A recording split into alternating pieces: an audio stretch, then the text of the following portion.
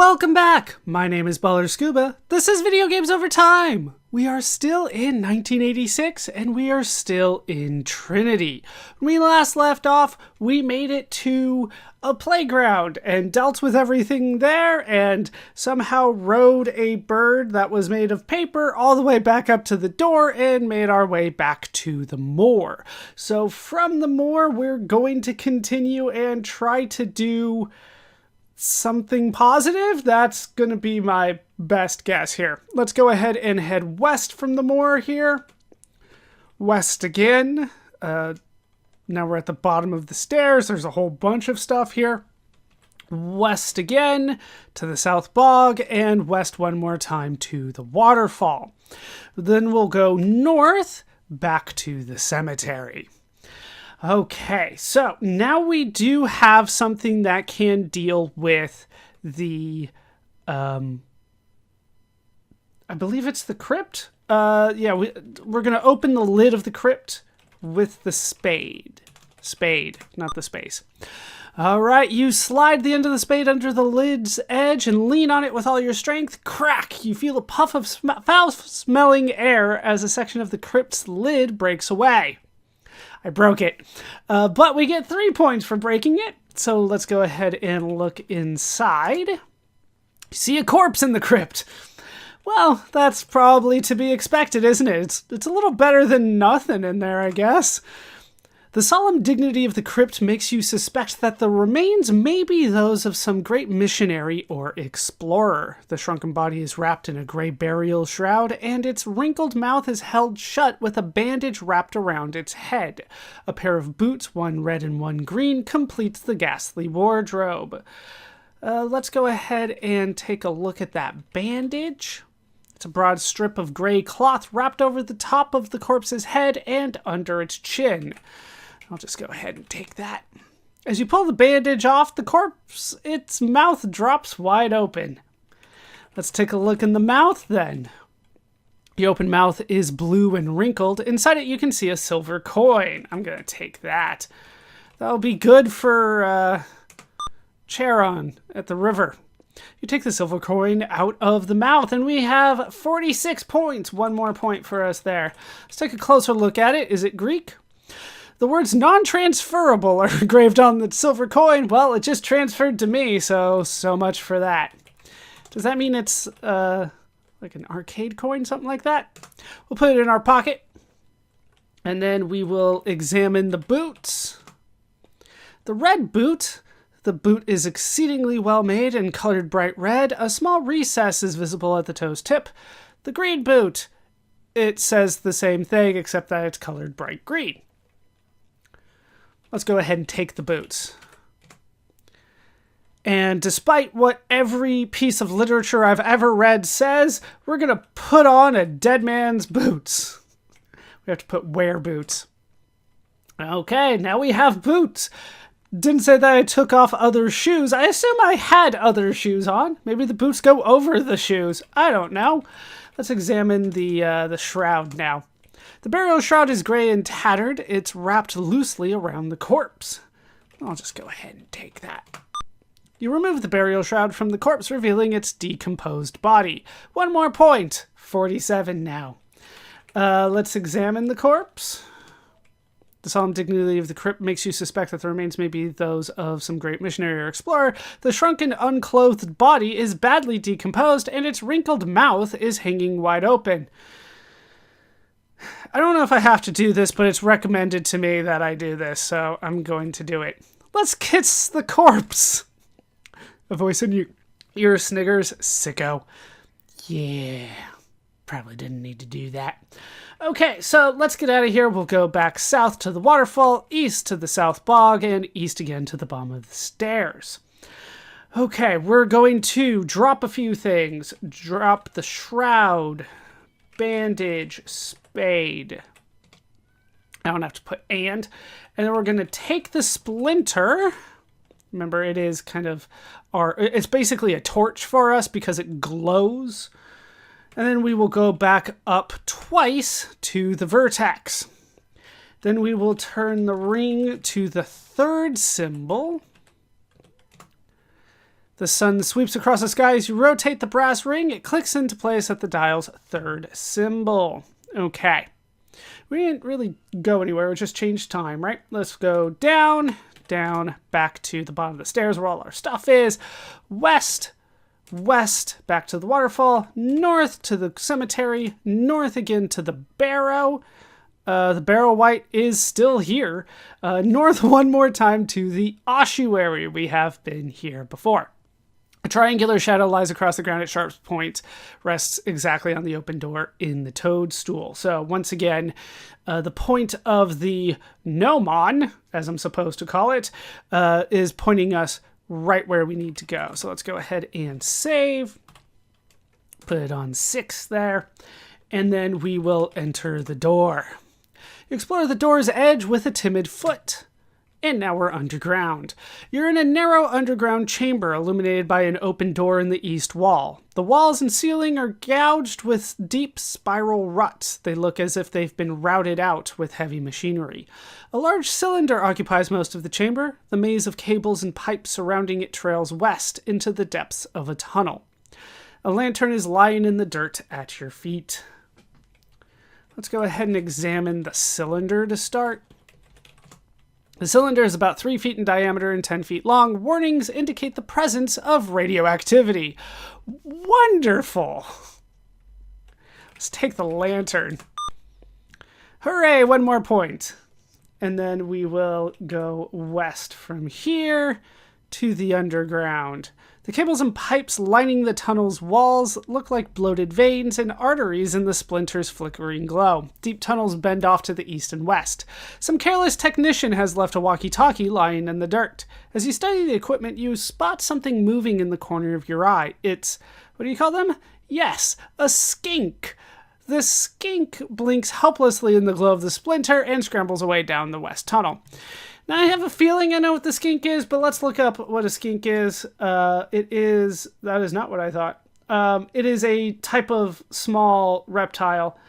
To me, it kind of looks like a salamander, but it is a lizard, not an amphibian. So they're very small lizards.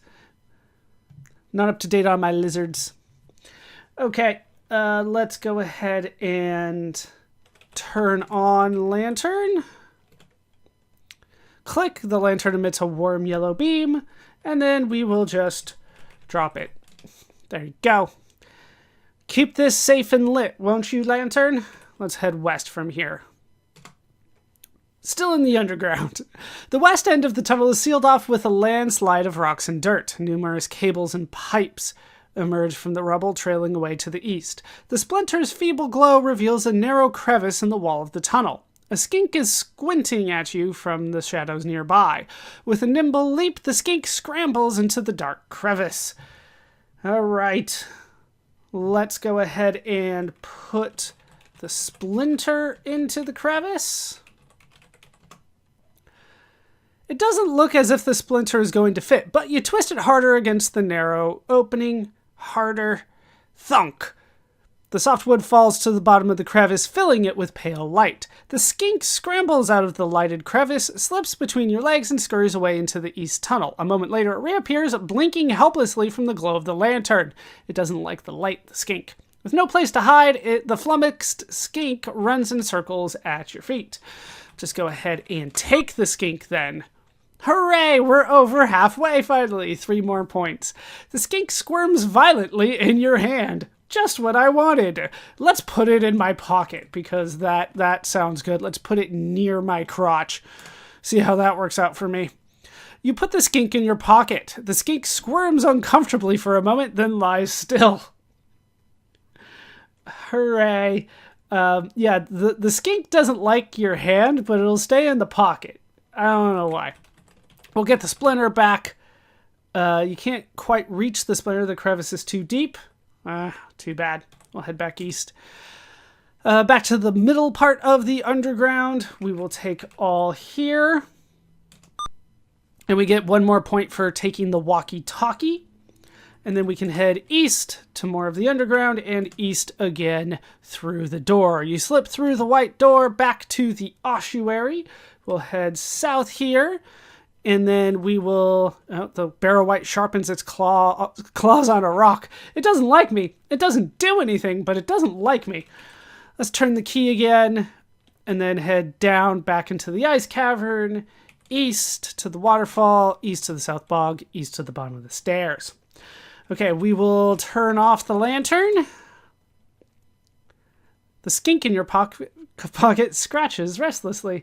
We will drop the lantern. We can examine the walkie at this point. The walkie-talkie has a rocker switch, a numbered slider, a telescoping antenna, now lowered, and a large orange button. You can feel the skink moving in your pocket. You can feel the walkie-talkie pulling towards the lump of metal. Apparently, the walkie-talkie is made of metal. We will drop the walkie. Yeah, just call it the walkie. And then we will take the axe and the lump. And then we will go back up twice to the vertex. All right, we have our base of operations. That's just how these kinds of games work. We have a whole bunch of stuff there. Let's see what we want to do now. We want to go to the second symbol. So turn ring to second symbol. Then we can go down and down, back to the bottom of the stairs, northwest to the North Bog, and north to the promontory. Remember that this is where the large boy, rather large boy, I thought they were calling him fat. He's like 40 feet tall, so a little different. We are going to enter the dish, because this is what we need to do. We're planning things in advance. All right, so you clamber over the edge of the dish and find yourself up to your knees in white slippery water. The boy pulls the bubble wand out of the dish, puts it to his lips, and blows a big soap bubble. We're going to wait at this point. The boy snaps his fingers to the headphone music, and as the soap bubble bursts with a flabby pop. Wait again. There we go. I think this is what we're waiting for. The boy dips the bubble wand in the dish and swishes it around. Trapped in a whirlpool of suds, you cling helplessly to the boy's wand. The boy pulls the bubble wand out of the dish, puts it to his lips, and blows a big soap bubble. You find yourself slowly drifting to the ground, enveloped in a soapy film of iridescent color. That is what we wanted to be. We wanted to be in a bubble. I have the sudden urge to call you Doug. All right.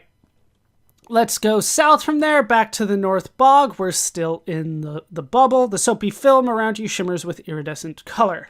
We'll go southwest again. The soapy film around you is sagging a bit, and the triangular shadow points directly to the open door in the toadstool here at the waterfall. So we're going to save again. Pretty much every time we go through one of these doors, we're going to save, and then we will enter the door. You squeeze the soapy film through the white door. And we're in Earth orbit now, in a soap bubble. This is why we needed the soap bubble, because we were going to space. Don't question it. You're 500 miles above a sea of ice, hurtling in profound silence over the Arctic atmosphere. Layers of crimson and violets describe the curve of the horizon, blending imperceptibly into a black sky crowded with stars. The soapy film around you freezes instantly, but remains intact. The white door drops away behind you. You watch helplessly as the white door dwindles to a distant speck, vanishing at last between the horns of the rising moon. The skink squirms in your pocket. You and me together, we're in this, skink. All right, we're going to take the skink. Remember how I said we're in this together? You take the skink out of your pocket. Far ahead, a satellite drifts into view. The skink squirms violently in your hand. Yeah, we're no longer in this together. Kill it. The tiny lizard writhes in your grasp and claws at your fingers, its pink mouth gasping for breath. You squeeze harder and harder until your fist trembles with the effort. The skink stops squirming, and we get 3 points.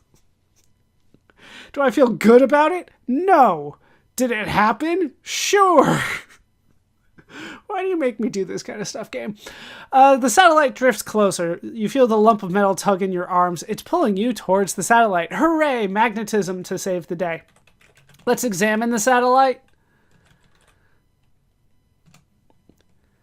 The satellite drifting past you is about 20 feet long and shaped like a beer can. The lump of metal twists in your arms as the satellite glides past. You find yourself being yanked out of your old trajectory into what is obviously a collision course. Ploop! The soapy film bounces against the satellite. The lump of metal leaps from your grasp and fastens itself to the metal hull, anchoring the film securely. A voice in your ear grumbles, "Where no man has gone before."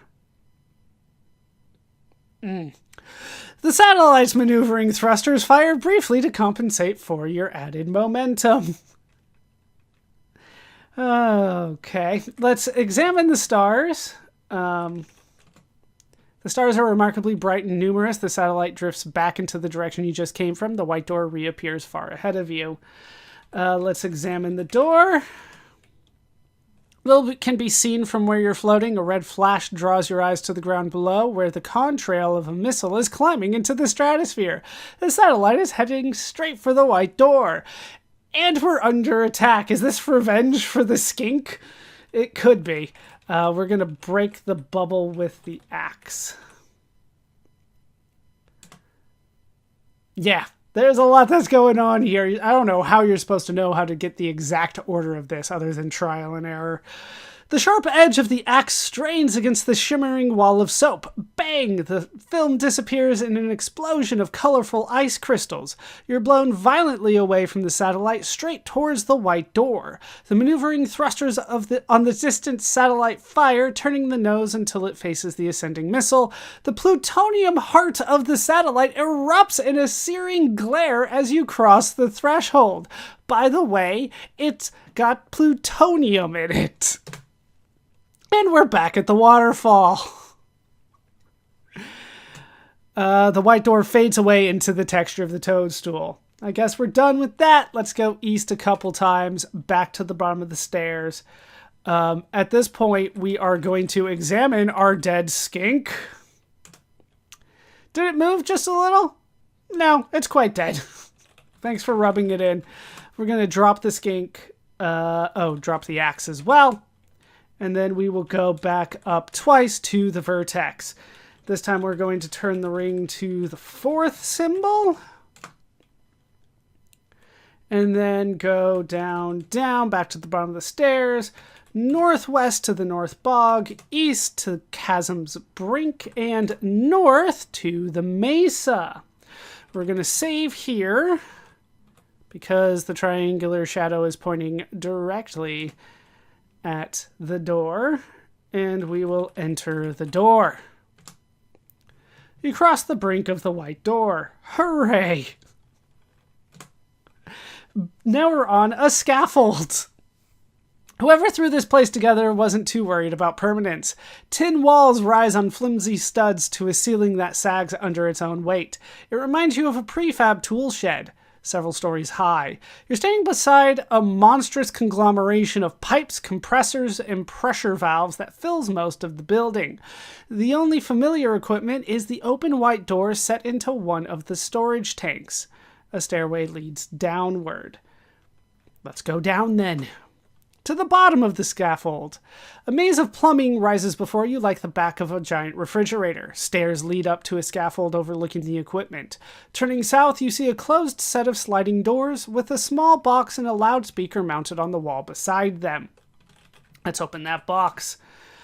You swing the box open. A toggle switch and a red button are mounted inside. Let's examine the switch. The toggle switch is turned off. The letters P and A are scrawled underneath. Let's push it. The switch. You turn on the toggle switch. The loudspeaker emits a burst of static, then a steady hiss. 0 - 7 minutes. Hooray! A timer. Just what I wanted. Let's go ahead and push the button now. Why not? You push the red button. With an electric whir, the heavy doors slide open. Let's go south to South Beach. Probably not Miami, though. These waters of a peaceful lagoon reflect the tropical dawn like a fiery mirror. A few stars are still visible in the rosy sky. The glorified tool shed dominates this little island, leaving room only for a narrow strip of sand that curves to the northeast and northwest. A red button is mounted on the wall beside the open sliding doors of the shed. Switch to 103. Let's go northwest from here to the West Beach. The sand curves northeast and southeast, skirting the dark outline of the equipment shed. A tiny islet is visible a short distance offshore. Okay, let's examine the islet. We have a few things to do here.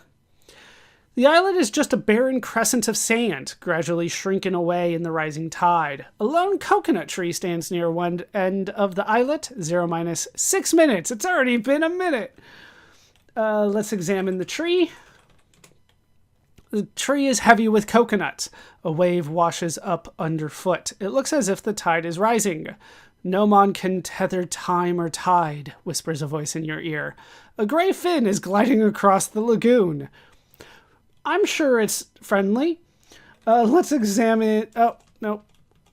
We're done examining things here. We want to go west. A bolt of pain engulfs your foot. A big fat crab is pinching your toe. You shake off the wretched thing. It watches with evil satisfaction as you hop around the beach yowling. Another crab joins the first and another. Soon the water's edge is crowded with snapping claws. We'll examine those crabs. The alert crabs snap their claws at you. The crabs glare at you with beady little eyes. Detonator check, go. The gray fin glides closer. Let's examine that fin. With a sudden splash, the gray fin shoots upward. You shriek and cover your face with your hands as a mouthful of sharp teeth leaps from the lagoon. Have a feeling it's not a dolphin. A friendly shatter encourages you to open your eyes. It is a bottlenose dolphin. How many teeth? Yeah. Standing on its tail just offshore. The alert crabs sharpen their claws with anticipation. The distant islet is shrieking with it in the rising tide. So hooray, it wasn't a shark, it was a dolphin. Let's examine the coconuts. No. We're going to look first. There we go. The sand curves northeast and southeast, skirting the dark outline of the equipment shed. A tiny islet is visible a short distance offshore. A bottlenose dolphin is playing just offshore. An army of crabs is guarding the water's edge. The alert crabs are watching every move you make. 0 - 5 minutes. The dolphin stands on its tail. Let's go west. A glance at the snapping crabs changes your mind. Did I do this? I think I did it right. Examine the coconuts now. The coconuts in the tree look plump and juicy. Faint plop draws your eyes to the islet. There's now a coconut lying at the water's edge. You can die by getting hit in the head by a falling coconut. At least so I'm told. Point at the coconut. Look! A coconut! The dolphin sees the coconut on the islet and tries to nudge it with its snout, but the tide hasn't risen high enough yet. The crabs snap their claws at you. Geo, sink at 3, 2, 1, mark. Okay, let's examine the tide then. The tide is slowly rising. The tide creeps towards the coconut under the distant tree. The dolphin chatters happily. We will just do the same thing again. You can do that with G. 0 - 4 minutes. The alert crabs are glaring at me with their beady little eyes. One more time. The tide is slowly rising. The coconut floats away from the distant islet on the rising tide. The dolphin gives you a playful splash. Over the crabs, I guess. All right, we're going to point to the coconut again. The dolphin sees the floating coconut, snatches it out of the lagoon, and tosses it into the sand at your feet. The wretched crabs sharpen their claws with anticipation. Patch to Alpha Echo 35. We will then take the coconut. Get 3 more points, up to 58. Then we are going to get out of here. We don't need to get past the crabs. We just need to get the coconut. All right, southeast to South Beach. 0 - 3 minutes, the dolphin glides into view nearby. We can go north, back to the bottom of the scaffold, and we've left the dolphin behind now. We're not kind to animals in this game, I guess. We're not even, like, gonna get some fish for the dolphin. Did dolphin eat crab? They could. Probably not. All right, up to the scaffold. Seismographic confirm. And then we will enter the door. You hesitate for a moment, then step through the white door, back to the mesa, and then we just didn't find out what happened at the end of the timer. Let's assume an explosion and some bad stuff. All right, from the mesa, we want to go south, then west, then southeast, and that'll take us back to the bottom of the stairs. So now we can finish the recipe. So let's take the axe, the skink, and the garlic. So we're going to need all that. Northeast to the undercliff, east to the crater's edge, northwest to the bluff, and then east back to the cottage. Okay, so we're going to drop the coconut first. Then we will cut the coconut with the axe. That gives us a point. You deal the coconut a mortal blow with the axe. Pale milk dribbles out of a crack in the shell. Then we will take the coconut and pour the milk into the cauldron, the coconut milk. You hold the cracked coconut over the cauldron. The last few drops of milk dribble into the boiling liquid. One more point. We're up to 60 now. Okay, now let's put the skink in the cauldron. I think I've done everything I need to here. The dead skink disappears into the cauldron in a greasy puff of steam. Hooray, we did it. And then we can put the garlic in the cauldron, which, if you remember, probably doesn't mean good things. The clove of garlic disappears into the cauldron in a greasy puff of steam. The cauldron begins to bubble and fume more furiously than ever. Steam fills the cottage in a thick, oily cloud, and an ominous rumbling sound begins to rise from the cauldron's depths. Let's get out of here. West to the bluff. And then the rumble in the cottage grows to a shuddering roar that shakes the ground with power. It feels as if something's about to explode. Let's wait and watch it. Boom! A powerful concussion sends you sprawling. Your ears ring as you regain your feet. Let's go back in, see what happened. Back into the cottage. That was east, by the way. An iron cauldron stands amid the scorched remains of this tiny chamber. The air is filled with a greasy stench that makes your nose wrinkle. Luckily, the front and back doors are both wide open. All that's left of the book and pedestal is a pile of cinders. Okay, let's look in the cauldron. You see an emerald in the cauldron. All right, let's take a look at that. It's always good to check before I do anything. Its finely cut edges sparkle with green fire. Then I'll take it. Hooray, one more point. We're going to put that emerald in our green boot. That's probably important. You press the emerald into the toe of the green boot. As you watch, the green leather closes around the jewel and absorbs it like melting wax. A shudder of ecstasy ripples up and down the length of the boot. It begins to glow with raw energy, brighter and brighter, until you shield your eyes from the glare. When you peek again, a tiny pair of wings has sprouted out of the heel. Hooray! We have one flying boot. All right, let's get out of here, back to the bottom of the stairs. So we want to go west to the bluff, southeast to the crater's edge, west to the undercliff, and southwest to the bottom of the stairs. All right. We don't need the coconut or the axe anymore. We're going to take the cage, which we did need, and then up and up, back to the vertex. We're going to turn the ring to the 5th symbol. Keeping track of all of this.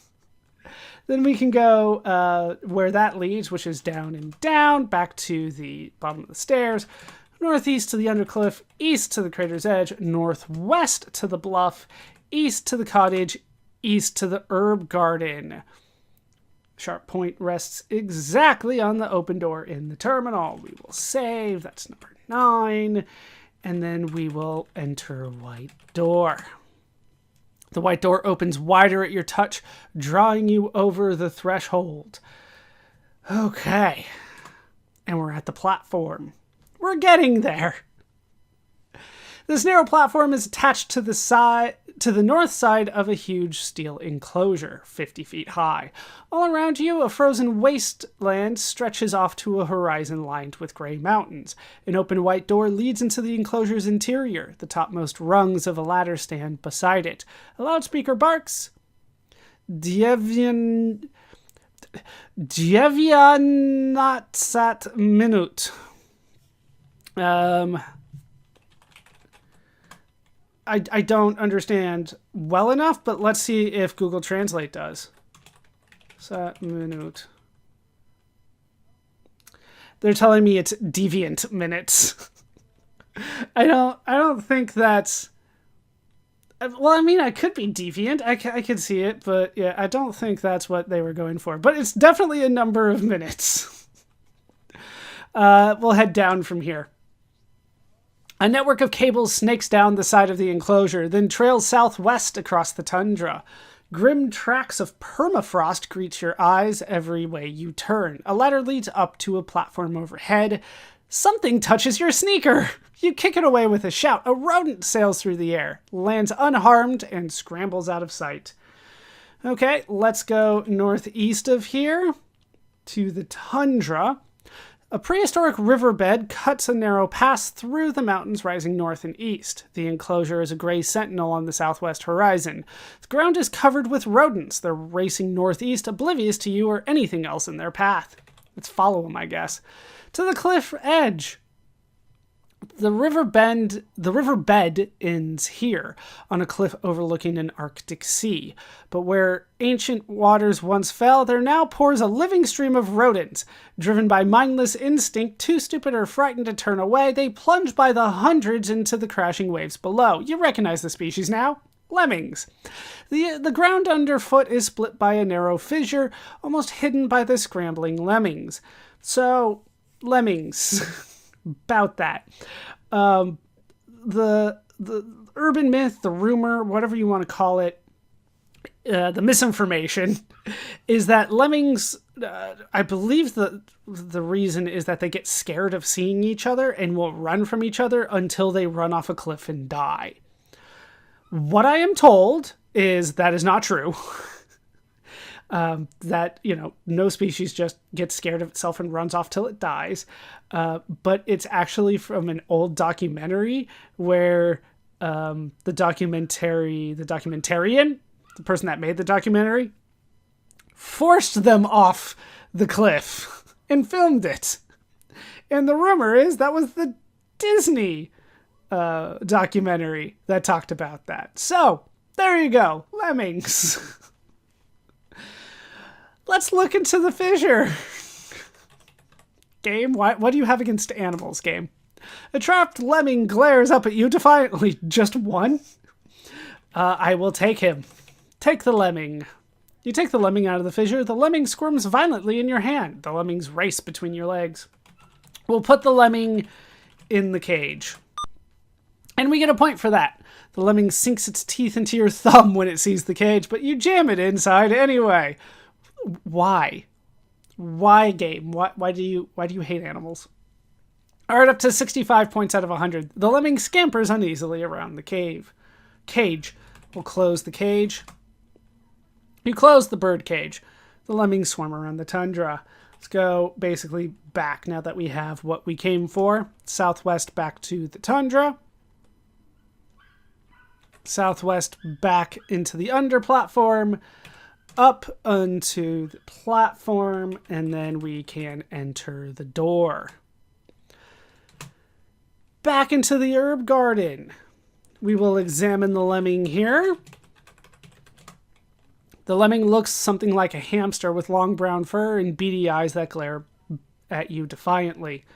Then we can go back to the bottom of the stairs. It's west to the cottage, west to the bluff, southeast to the crater's edge, west to the undercliff, and southwest to the bottom of the stairs. Okay, so we need to start gathering stuff again. We're going to take the shroud, the walkie, the lantern, and the bag. Yeah. Oh, nope, they won't let me take everything. We didn't get the bag yet. All right, wear the shroud. You put on the burial shroud. Now can I take the bag? Now I can. Okay. Let's go. Let's save at this point. LP10. There we go. Then we can go up and up back to the vertex. We will turn the ring to the 7th symbol. And then we can go down, down, and southeast back to the river. Oh, there we go. I think this is the first time at the river. You're on a lifeless strip of sand beside a great river. The water is unnaturally dark and still. Ribbons of mist coil across its surface like ghostly fingers, obscuring what lies beyond. Footpaths wander northwest and northwest. Turning south, you see a magnificent hedge growing in an unbroken wall to the river's edge. A dark shadow lies across the ground. As you peer across the river, you notice a lone vessel gliding out of the fog. Well, this doesn't sound good. We will wait. The dory draws closer to the shore. You can make out a dark oarsman at the stern. Wait again. The oarsman guides his dory to a soundless landing. A puff of wind ripples the water. Eddies of sand swirl across the shore and coalesce into ghostly figures of dust and vapor. Before you can think or move, you find yourself amid a gathering of human shades, pale and gaunt, silent as death. Let's go ahead and get on board into the dory. The dory tips alarmingly as you climb aboard. The oarsman glances at the burial shroud you're wearing with silent approval and stretches out his skeletal hand expectantly. Yeah, sorry if you guys can hear, like, there's a puppy, like, yipping outside. I think they're playing. It's not mine. All right, we will give the silver coin to the oarsman, who is not named, but I named him earlier. Taking the silver coin out of your pocket first, of course. The oarsman accepts the silver coin and nods at you solemnly. The ghostly shades begin to converge on the dory. One by one, they step into the vessel, hand the oarsman a silver coin, and take a seat. The oarsman pushes away from the beach. Planes of mist close in around the dory, drawing it deeper into the gloom. The only sound is the rhythmic slurp of the oar as it plies the dark, oily water. A vague outline emerges beyond the helm. It slowly resolves into a spit of sand, damp and cheerless in the surrounding murk. The oarsman swings the dory around and lands it with barely a jolt. One by one, the shades slink out of the vessel and drift across the sand like leaves on a breath of wind. Something in the oarsman's gaze compels you to follow them. And we've made it to the sandbar. At first glance, this isolated spit seems hopelessly mired in the fog blowing in off the surrounding river. But the sand looks a bit firmer to the south. With practiced skill, the oarsman pushes his empty dory away from the shore. We made it. We're going to head south from here to the islet. It's impossible to see more than a dozen yards on this fog-bound islet. The damp air makes your footsteps sound unnaturally loud as you trudge across the sand at the river's edge. A lone toadstool has found a home at the water's edge. The white door in its stem is wide open. A triangular shadow lies across the ground. Its sharp point rests exactly on the open door in the toadstool. Nomon is an island, giggles a voice in your ear.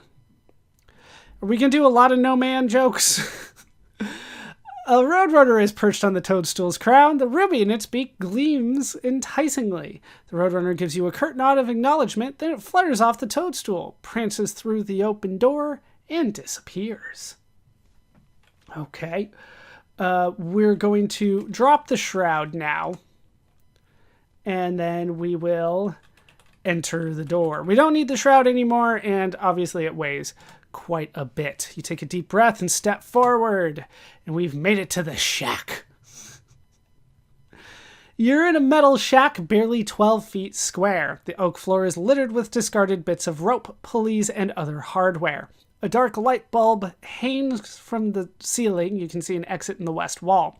A 5-foot sphere rests on a bracket in the middle of the floor. Its surface is studded with bolts and crossed with electrical cables, all converging in a box-like enclosure nearby.